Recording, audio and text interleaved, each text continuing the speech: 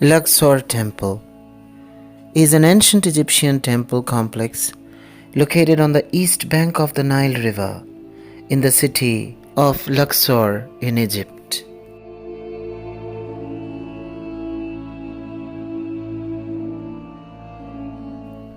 It is one of the two primary temples in Luxor, the other being the Temple of Karnak, which I will cover soon in a subsequent video.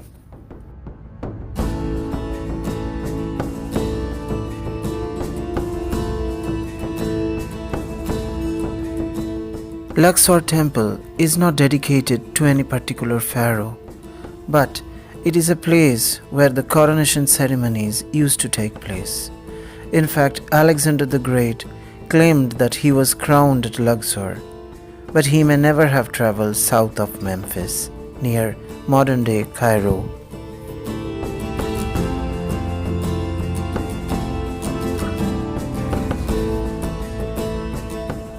The temple was constructed in 1400 BC and is known in the Egyptian language as the Southern Sanctuary.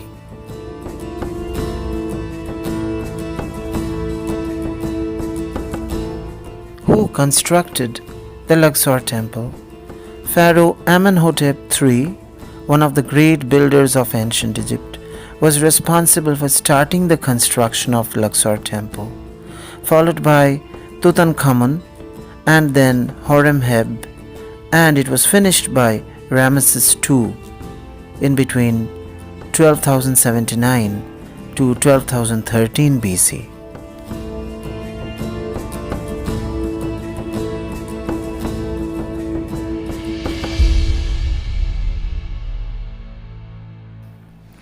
Luxor temple was once connected to the Karnak temple via a 2-mile, 3-kilometer road. It was called the Avenue of Sphinxes because it was lined with over 1,350 human-headed stone sphinxes. You can still see part of the road today. The whole route is still undergoing excavation, with the hope that one day people will be able to walk along the whole route.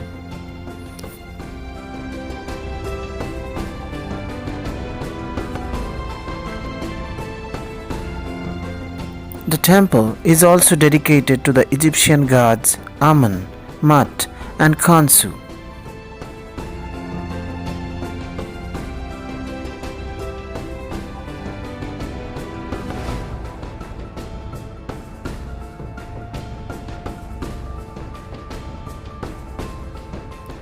That is me taking a selfie.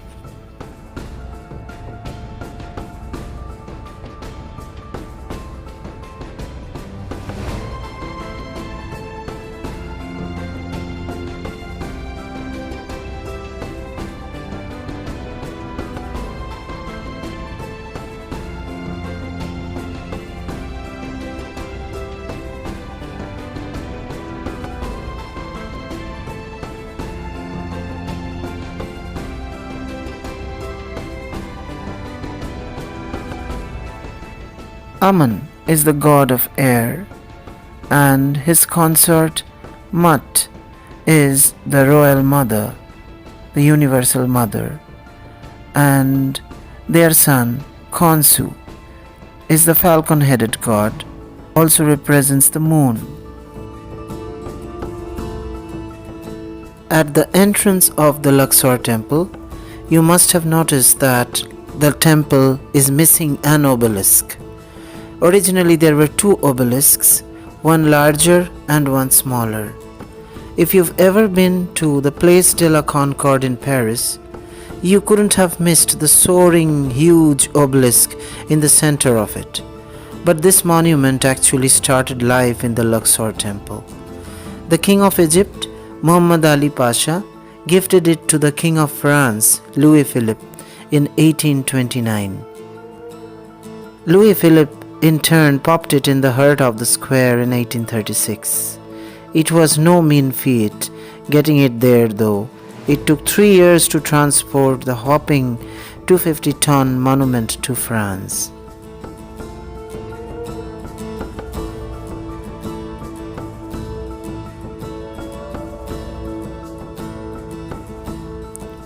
Since the ancient Egyptian times, Luxor temple is still religiously active today. The hypostyle hall was at one time converted into a Christian church, and you can also find the remains of another Coptic church to the west of it.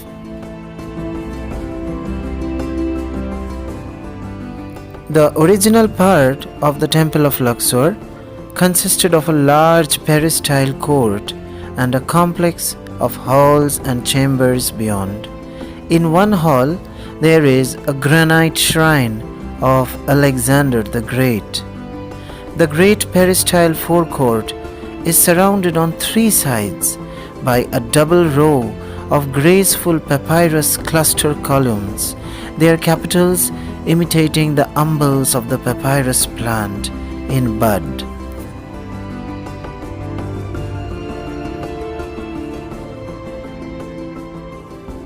There is also a majestic colonnade of 14 pillars, 52 feet high. This colonnade, which also has papyrus umbel capitals, may have been intended for the central nave of a hypostyle hall similar to that at Karnak, but the side aisles were not built. Instead, enclosing walls were built down either side.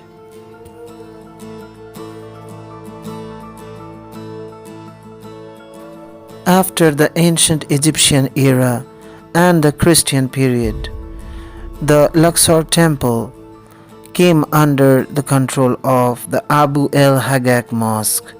It is integrated into the structure of Luxor temple, an ancient Egyptian center of worship, making it one of the oldest continuously used temples in the world, dating back to the reign of Pharaoh Amnhotep III in the 14th century BC.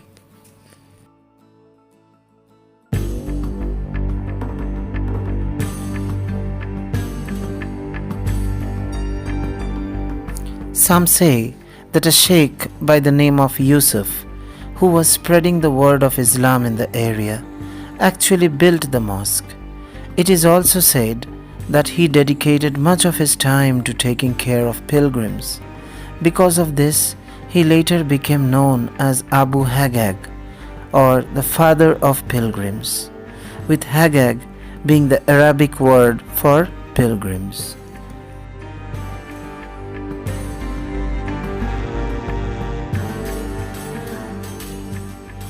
Before the mosque arrived, several churches were built around the temple, including one which stood on the exact same spot as the mosque does today. One of the most remarkable things about this site is the fact that people of one religion or another have been worshipping here for more than 35 centuries already.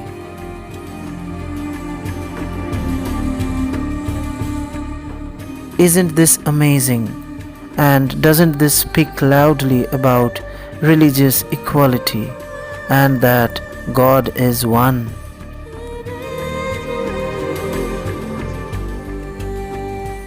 I would like to share another surprising story.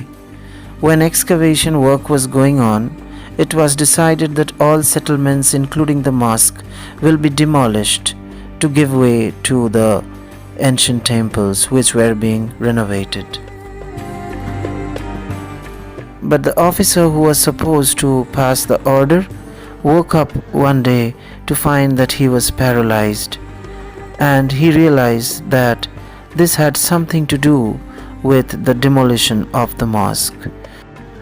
So he immediately stopped all works of demolition and allowed the mosque to remain in its place at Luxor temple.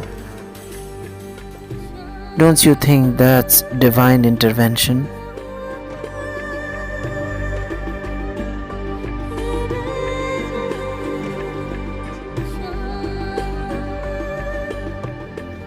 After exploring this temple, we went back to our cruise ship which was waiting for us at Luxor.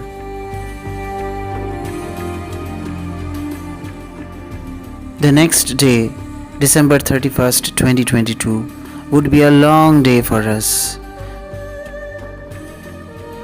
We began the day with a hot air balloon ride at Luxor and then went to see the Valley of the Kings, the Hatshepsut Temple, Tutankhamun's tomb, and later on we went to the Karnak Temple, which I shall all cover in videos coming up soon.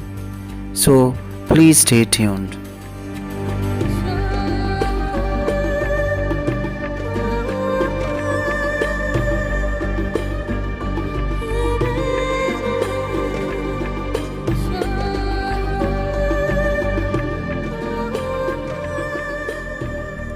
I hope you have liked this video.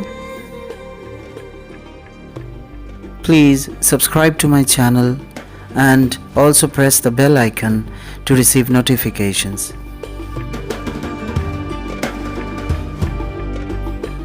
So guys, bye bye, take care, see you soon in my next video.